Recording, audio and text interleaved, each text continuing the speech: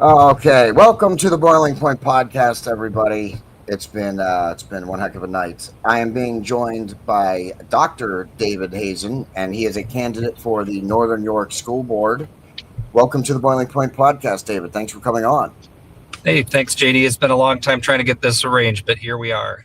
Yes, it has been. We have been trying to arrange this for several weeks now, and I'm glad that we can get on. Unfortunately, I'm having a camera issue tonight, so I'm not on camera at the moment. But the Northern York School District is actually, just going live for the first time on YouTube tonight for their first live stream. This is the first time we haven't had to be that, the ability, that video. Mhm. So Northern York is really in making good decisions and making big strides. What are your thoughts on the school district as a whole? As a whole, my wife and I have had three Northern York students that have graduated from here, and we're not native to Pennsylvania. So when we moved into, I took a job at a local university, Messiah University, where I was a professor of education there for many years, and Excellent. we were looking around for great school districts to move into. Northern stood out well above the rest. So we've been blessed to be surrounded. My sons have been surrounded by some excellent teachers. My wife now is a teacher herself in the middle school. I've placed many of my former students are now teachers here. So yeah, we love our Northern Polar Bears. Okay, excellent. So you have a background in education and teaching as well, Yep. that which I think does make a difference. Anybody can run for school board, but if you have a background in it, that's certainly gotta help you. I was a high school teacher for 12 years in Wisconsin and Wyoming, and then I was a university professor for about 15 years before I switched to work for the federal government now. So Excellent. Now, this is Northern York, as we've said, or as I said, and we've discussed with some of the other guests that we've had on, is actually doing really good in relation to some of the other school districts in the area. Um, so, is that what drew you to Northern York? That the fact that it was a good school that with good values, and it also seems that they have good policy in place to deal with some of these potential issues, and that's not the case for some of these other school districts. There is no policy. yeah, we looked at we did as a professor, I did my research about what were some of the best school districts in the area, and when we looked for all the things that met my wife and I's personal values and what we wanted for our sons, Northern was an obvious choice for us. We there it's not so big that that a student can lose themselves in it. My two of my sons were three sport athletes. One also did,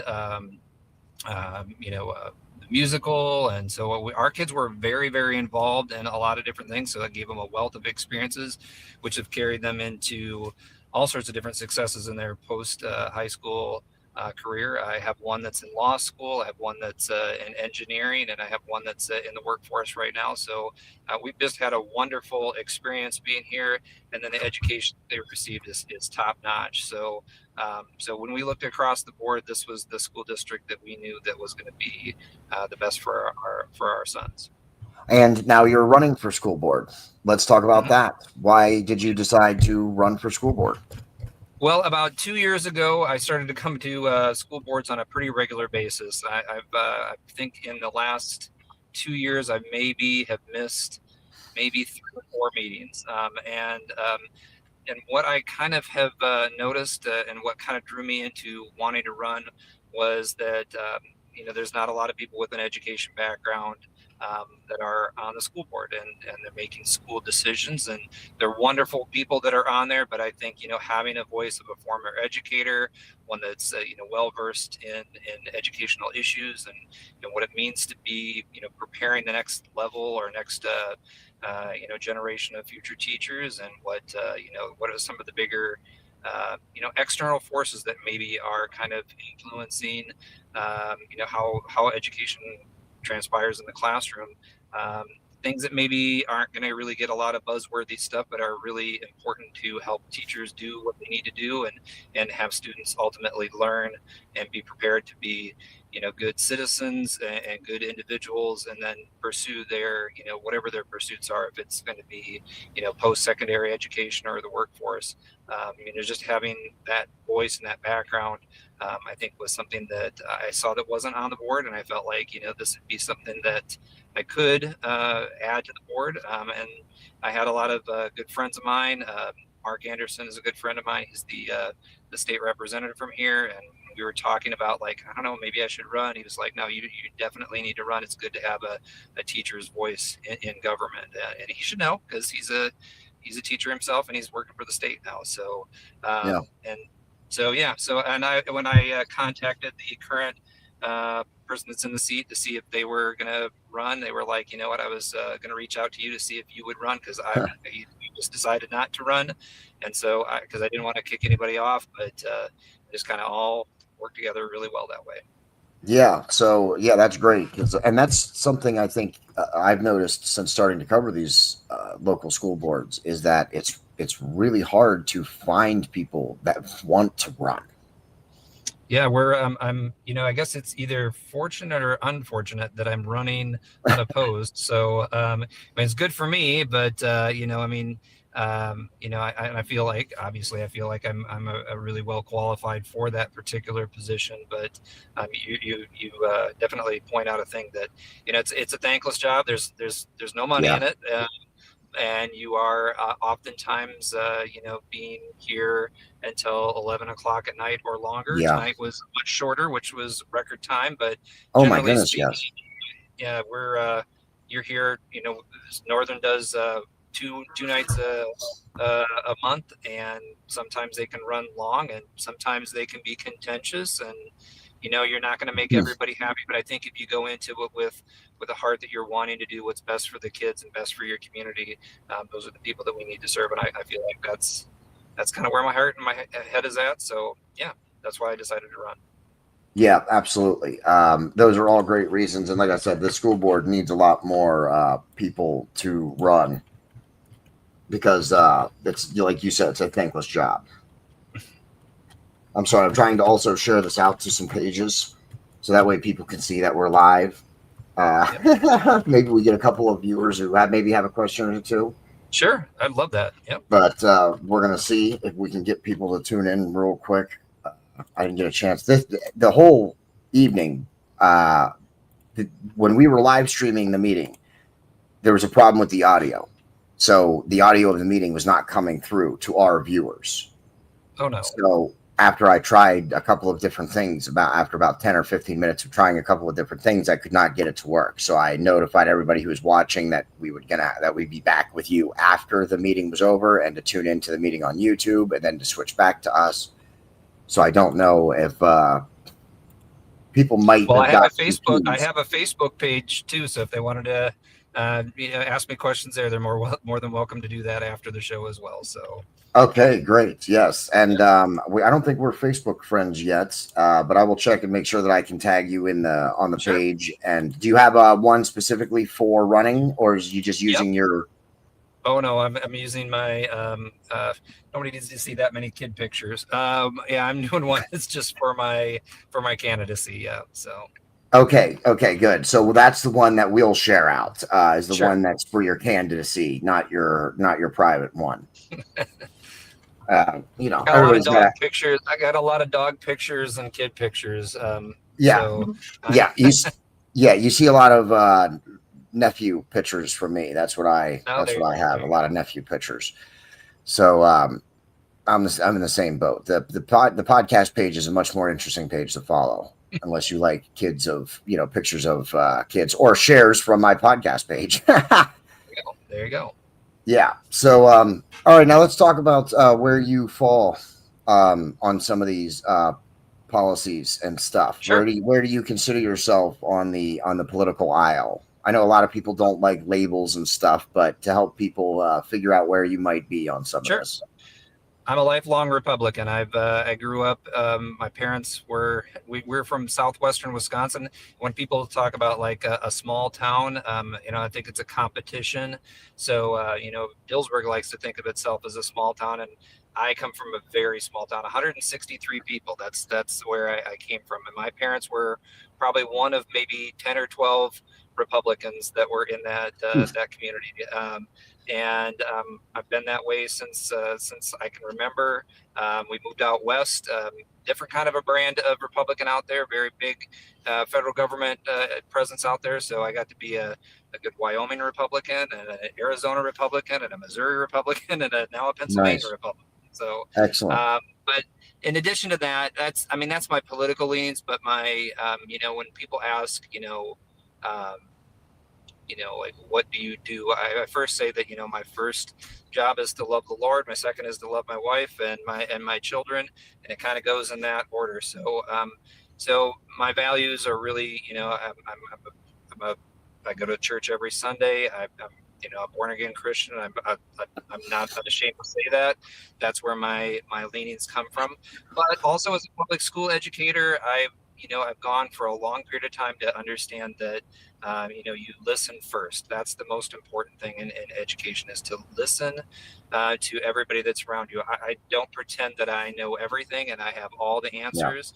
But I think I've been around enough of government and enough around working in the public sector that you listen, and you take sometimes you're gonna make decisions that nobody's gonna like. Yep. Sometimes you make decisions that everybody's gonna like, and you really try to hope that you get somewhere in between those. And you do that by listening and responding and being of making yourself available to everybody, whether or not we're going to agree on everything or not. It's important to just constantly be listening and open to kind of getting your constituents' feedback. Absolutely. I think that's absolutely spot on there. We do have a couple of viewers. If you have a question for David Hazen, Sure. please leave a comment. We would love to, he would love to have a question or two from any of the viewers and share this episode out. We can get a couple more people tuning in. So you said you're Republican. What are your thoughts? I want to stick with the school board Sure. and stuff, but you said something about your values and stuff, and it's a hashtag that we use, and it's a hashtag I know Charlie Kirk would use, and I'm going to use it as a segue. But hashtag God, family, country Yep. is the order, is what basically what you described. Your wife and kids. Yep. Or you said your God first, then your wife, Yep. your wife and kids, and then your public service and everything else. She would agree with that too, which is good. Yeah, absolutely. As does Erica Kirk. Yeah. But yeah, I wanted to ask you then. The Charlie Kirk thing just happened a couple of weeks ago. Isn't that? I mean, I just wanted to get if you have any thoughts or anything you wanted to say. I think it's crazy. It's so surreal that we've reached this point. Do you have any thoughts or anything you'd like to say on it? Yeah, my wife and I, we were just, I can't really describe how shocked we were when we heard that. It was just one of those things that, I guess basically being of a certain age, we've lived through a lot of things where you could sit there and go like, where was your moment? I remember when I was a little kid, I remember sitting in a kindergarten classroom watching it I was a fifth grader, but we were in the kindergarten classroom when the Challenger, exploded. And me too. And, I watched, obviously September 11th. Well, I was a teacher at that point. I was actually teaching classes, and I took my kids, I got one of my students came up and said, there's a plane that crashed into the Twin Towers. And I was like, it's got to be some small plane. I kind of blew it off, and we went into the classroom, and I've got a whole classroom full of students, and we're sitting there watching this when the second plane crashes. So I mean, like, I've seen all of those moments, but there's something about this that just it's a I want to say a different level, but it just hit in such a completely different way, because it was about whether or not anybody agrees or disagrees. I tend to have a lot of things that Charlie Kirk and I probably would see 100% eye to eye on, and maybe a few that we wouldn't. But the idea that you could be on a college campus, and as a former professor, that's we want to have a free exchange of ideas, and that's what we shoot for. And to have that be, an assault, an assassination happen on a college campus, for a man who simply trying to engage people in civil discourse was, Yeah, you know, I'm too young to have lived through the '60s, so I don't know what that was like. But this is one of those things where it speaks so many different volumes of just shock. I yeah. think I still don't know as if it really has hit me in a way that I could I thoroughly and adequately put into to words. Yeah, I think I agree with you on that. I'm still not even sure that it's actually happened yet. Sometimes I still, find myself having to look and make sure that it's actually true. In fact, Yeah. when I heard it, I wasn't even home. I was out on my way to the store. One of my buddies messaged me about, "Did you hear about Charlie Kirk? He got shot." And my first thought was, "Oh, come on, man. You didn't even research that. That's going to be some kind of hoax." Hmm. That's just his haters, trying to dust up something and everything. And then when I got back and checked into it, and I saw what happened, I couldn't believe it. And you're right, it was kind of one of those moments, like you said, when the Challenger exploded, when 9/11 happened. uh, it was one of those, where were you moments. Right. And it was it's just mind boggling to think that happened, as you said. Right. It's just sometimes like I said, I still find myself even thinking that it's not true, and it's crazy, and it feels so. I think it feels so bad and so weird for everybody because it was an American, a God loving American who stood up for our values and all of our values and engaged in free speech, even if you disagreed with them. If you disagreed with them, come to the front of the line. Hmm. So you can't say that he was trying to silence anybody or stifle anybody. He was engaging in conversation, and for him to be, publicly assassinated the way he was is just, I think it hits all of us because that is us. That could have been any Yeah. of us. That could Yeah. have been any one of us. And I think about, I still have a son that's on college campus, and I think about those young people that were there, and Yeah, and I think about, his wife and his children being there. It's just one of those things that there's on so many different levels. It's you know, people come from a lot of different backgrounds, but when we see things like that, we're confronted with how much evil exists in the world, and yeah. it's a little hard to come to grips with at times. So I couldn't agree more. I think this, maybe people are trying to look for that, the silver linings or the goodness that came out of it. And I do have to say one of the things I think good that came out of it was I think the darkness, the demons are even easier to see now than they mhm. have ever been before. So I think so many people exposed themselves in the wake of that it was astonishing to me too. That Yeah, was just as astonishing as the events that unfolded. yeah, it's sad. All right, let's go back to you though, and the local stuff, Sure.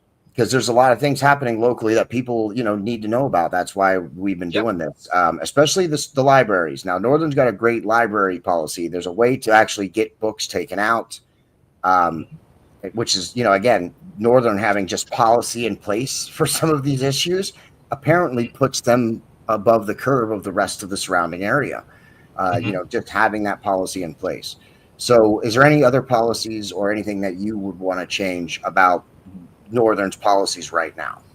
Yeah, I think the thing that we have a community member one time, probably about 2 years ago, said, I just really hope that Northern can get back to talking about some of the boring things, and some of the boring things are policy. I mean, policy is not it's not as fun to talk about as or it doesn't get people as riled up as building projects, but it definitely is some of those areas when you actually talk about what impacts learning in the classroom.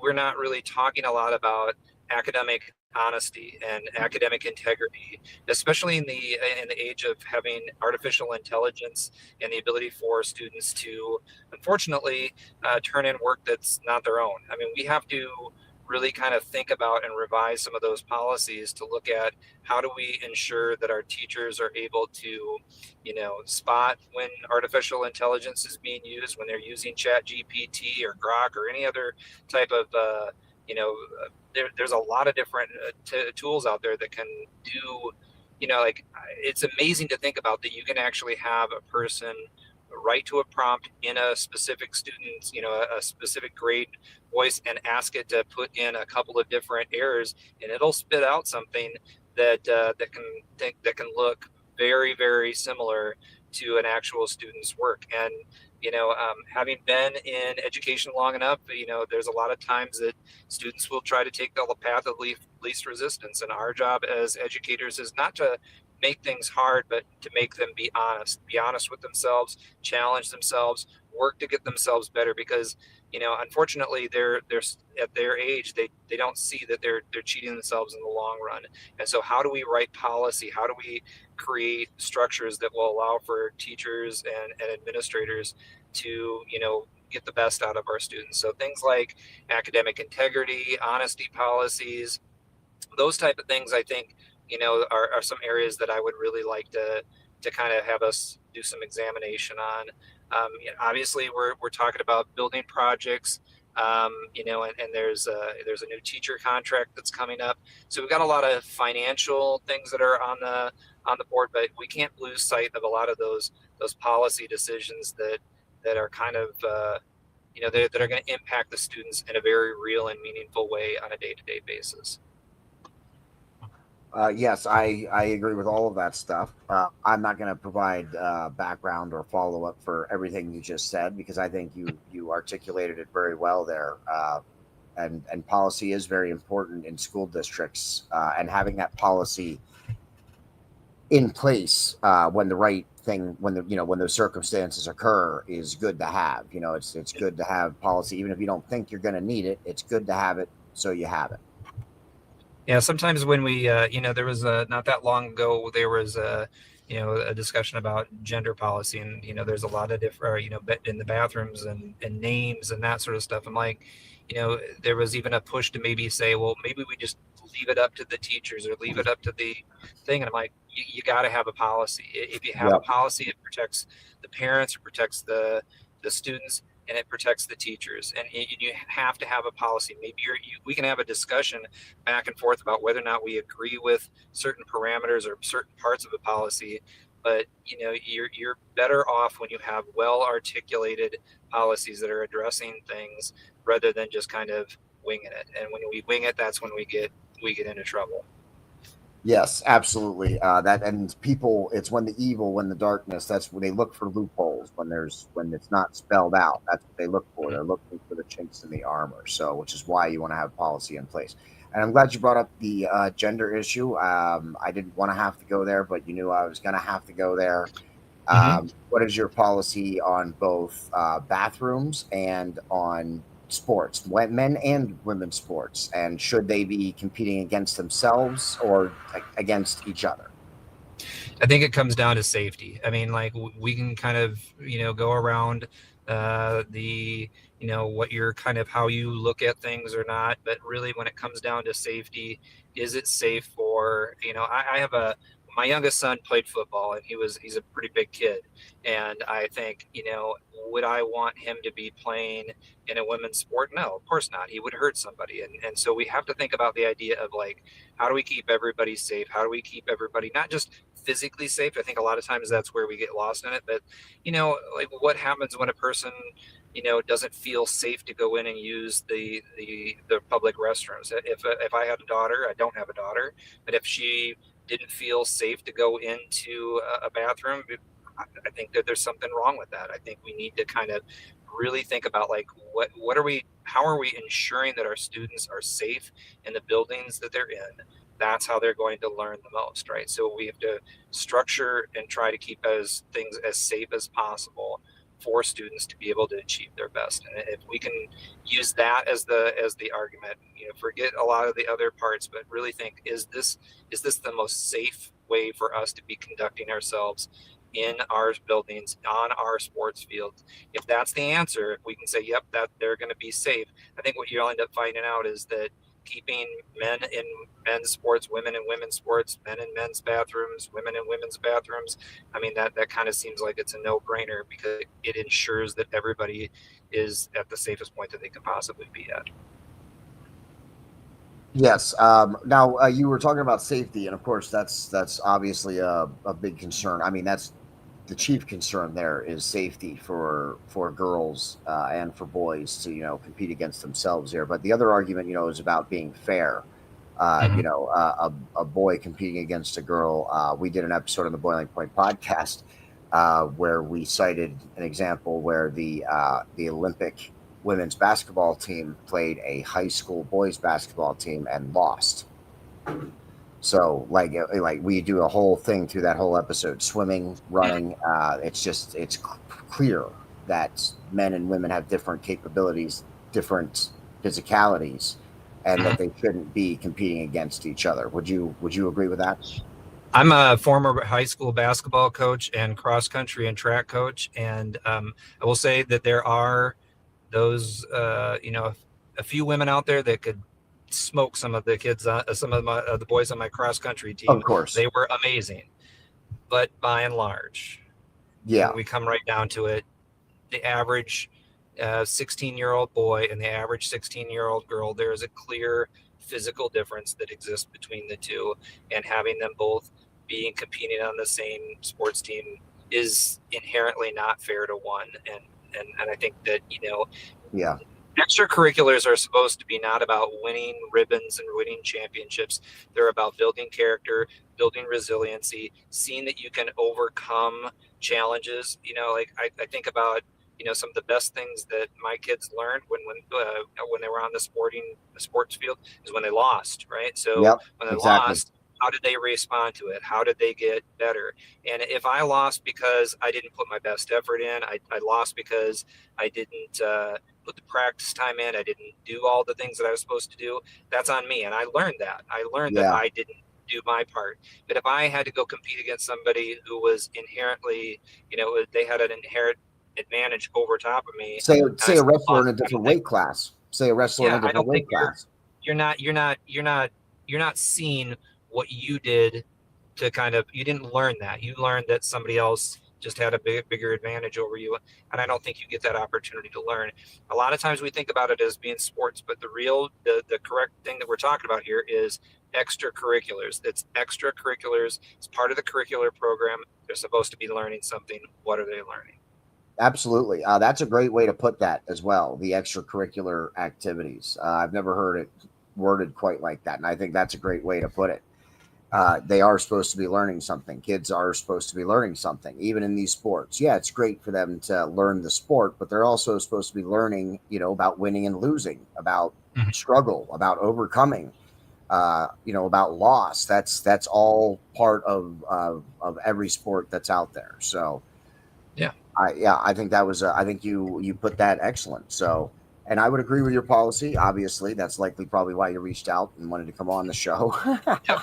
Yep. I have reached out to several people who are on the other side. No one has ever Mhm. taken me up on it. So I know when someone hits me up, usually it's likely they're at least of a similar side, or at least if nothing else, they're willing to have a conversation. Sure. And I think, you brought up Charlie Kirk early on. I wish we'd have more of that. I mean, that's how Yeah, we grow. I mean, like I said, I worked in public schools and at the university. Did I agree with every single person on every single issue yeah, that came across? No. But we could work together. We could talk together. We could listen to one another. Sometimes they taught me things that I didn't know, and I had to re-look at where I stood, and maybe I still came back to the same thing, but it made me a yeah. better about what I believed, rather than, I don't have to necessarily adopt what you have, but it makes me think. And I think, the more that we can engage each other in thinking, the better we are as a society. Yep, absolutely. And that's what we try and do here. We really do try and engage in conversation and debate. We all don't have to agree on everything. Let's find some common ground and build off that. Yeah. And in the memory of Charlie Kirk, we are going to continue to carry on here at the Boiling Point podcast, having guests like David Hazen for local school board candidate for the Northern York School Board. Make sure you get out and vote on. Oh man, what is the dates? November 4th, isn't it? 4th? It Whatever, the is. first Tuesday in November. Yep, the 4th. Yep, that's what I was looking 4th. for. I was trying to get to my Yep. calendar. November. Yep. Yes, November 4th. Make sure you get out there and vote. The Boiling Point podcast will likely be doing some coverage on that day, perhaps throughout the day, on both Northern York races and West Shore races. So tune into us a little on and off. We'll be on and off that day. And Yeah. David, if you'd like to come on again before election day or even after Sure. election day, you have an open invitation. We could definitely love to have you on again so that we can Sure. continue to talk and continue to put you out there and make sure everybody votes for David Hazen if you live in the Northern New York. Is there a region? I am in the Carroll Township and Monaghan Township. So if you're in Carroll and Monaghan, check me out on Facebook. I'd love to hear any Oh, comments, questions, concerns. please, And yes. JD's going to put that out there. And yeah. Yeah. Can you, is there, what's the name of it? Do you have the name of it? It's Hazen for School Board. Hazen for School Board. All right. I am going to find that and I'll share that out on our social media and I will put it in the description of this video. So that way everybody can find you and support you, share you out. Let's get David Hazen elected. I think it's going to work out. Well, I'm not running against anybody, JD. So unless Mickey Mouse does a really great job, I think I'm probably okay. That's kind of but what I I still was want your leading up. guys' vote if you can give it to me. Yes. That's kind of what I was leading up to. There was that you are running unopposed, but it doesn't matter. It doesn't matter. Get yourself into the practice and the habit of going out there. And Absolutely. there's other elections besides David Hazen. Even if you just live in those districts, it's not just you're voting for David Hazen. There's other issues on the ballot. There's other elections on the ballot. Some big judicial elections out there. So really kind of investigate whether or not, if you want to retain any of the judges that we have out there. Yeah. There's a big push to maybe think about that because those guys are out there for 10 years and renewing those particular individuals on the board right now is going to have impacts for elections to come for quite some time. So look into that. Yes, absolutely. Yeah, we've been pushing some of the local elections. Make sure you get out and vote, and especially on the school board. That's what we've been pushing mostly is the school board. But there are other issues out there. There are other elections, so make sure you get out there and vote. All right, thank you, David Hazen. Thank you for coming on the episode. I appreciate your time, sir. Especially after at least it was a short meeting for you to come on the episode. It's not 9:30 at night, so that's good. And we'll definitely try and see if we can coordinate to have you on again before the elections. And again, as I said, even after the elections, you're definitely also still welcome to come on anytime. Make sure you check him out on Facebook. I will have the links and everything available on our social media and in the description of this video a few minutes after we close it out. So make sure you check him out, give him some support. Check out the storefront. Bonfire.com/store/the Boiling Point Podcast. We just put up some brand new apparel last night, some brand new designs. So make sure you go check that out. That always helps us. And of course, make sure you hit the like button, hit the reaction button, hit the share button, and leave a comment on this video. Use the algorithms. Help me use the algorithms to our advantage. And let's help get a lot of eyes on this episode. Until next time. I have been ending my episodes like this from now on. I changed the way I've been closing out. So I am your host, JD, for Dr. David Hazen. This is not the end. This is only the beginning. Thank you.